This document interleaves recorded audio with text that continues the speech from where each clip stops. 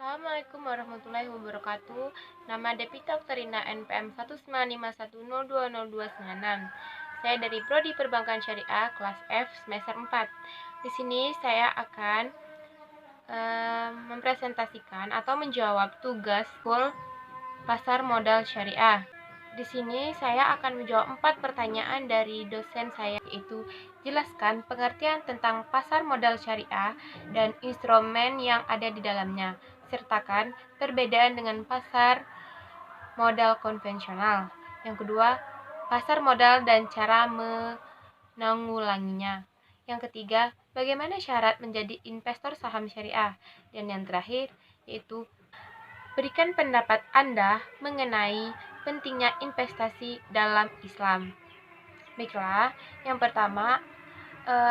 soal yang pertama yaitu pasar modal syariah adalah instrumen keuangan jangka panjang yang mengelola perdagangan surat utang, saham, reksadana dengan menerapkan prinsip syariah sebagai landasan sistem kerjanya.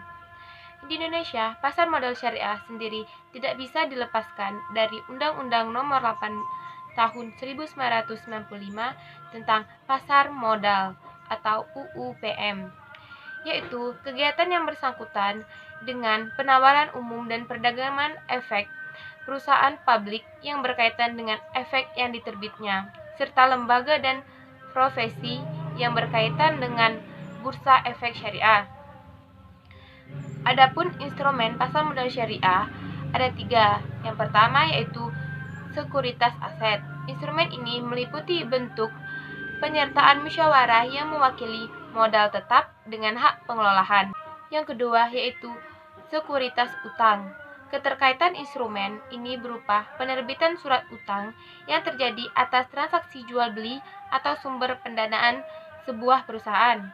Yang ketiga yaitu sekuritas modal. Sedangkan instrumen ini adalah sekuritas atas bukti kepemilikan modal dalam bentuk saham dari perusahaan emiten terdaftar di dalam pasar modal syariah.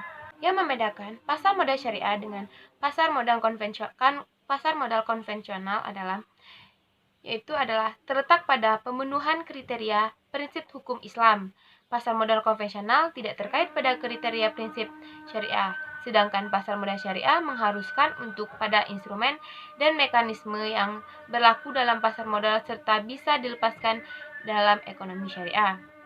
Yang kedua, risiko yang dapat terjadi pada pasar modal syariah yaitu yang pertama itu risiko kehilangan modal. Merelakan modal mungkin terjadi. Pasalnya, harga unit atau lembar saham investasi syariah kerap berubah mengikuti pasar. Ada kalanya mendapatkan untung dan investasi tersebut ada kalanya tidak. Yang kedua, yaitu imbal hasil tidak pasti. Imbal hasil tidak pasti wajar terjadi pada risiko investasi syariah.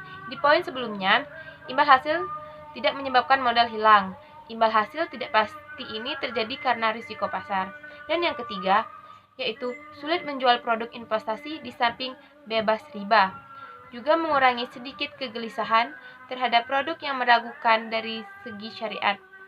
Yang keempat, tidak paham produk investasi. Salah satu kelemahan investor konvensional dan syariah adalah tidak paham produk investasi. Yang kelima, tidak kenal perusahaan yang diinvestasikan. Investor perlu mengenal produk yang diinvestasikan dan perusahaannya. Tidak kenal maka tidak investasi. Yang keenam, khawatir nilai tukar turun. Resiko investasi syariah ini biasa disebut resiko nilai tukar. Kemudian, cara mengatasinya yang pertama yaitu diversifikasi. Sebagai investor syariah penting sekali diverifikasi. Yang kedua, tahu waktu jual dan beli. Misalnya, jika Anda investasi saham tekstil Esril Sritek dengan harga 500 di pagi hari, kemudian harga melonjak 1000 di siang hari. Jual dengan penuh pertimbangan, begitu pula saat membelinya.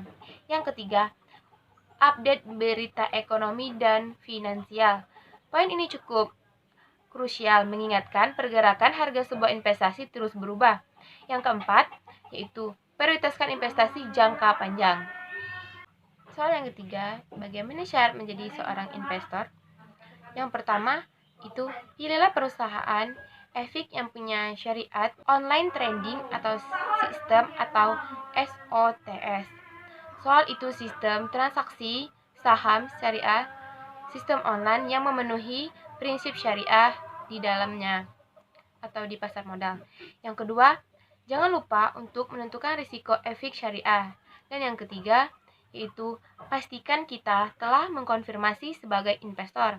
Yang keempat, transfer uang untuk modal awal investasi serta install SOTS.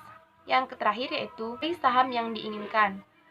Soal yang terakhir yaitu berikan pendapat Anda mengenai investasi dalam Islam. Menurut saya, investasi adalah mengeluarkan uang atau menabung uang di sesuatu dan berharap agar suatu saat nanti akan mendapatkan keuntungan finansial.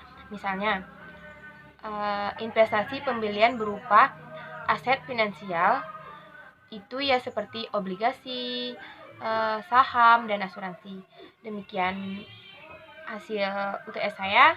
Banyak salah saya mohon maaf. Kepada Allah saya mohon ampun. Wabillahi taufik wal hidayah. Wassalamualaikum warahmatullahi wabarakatuh. Thanks for watching.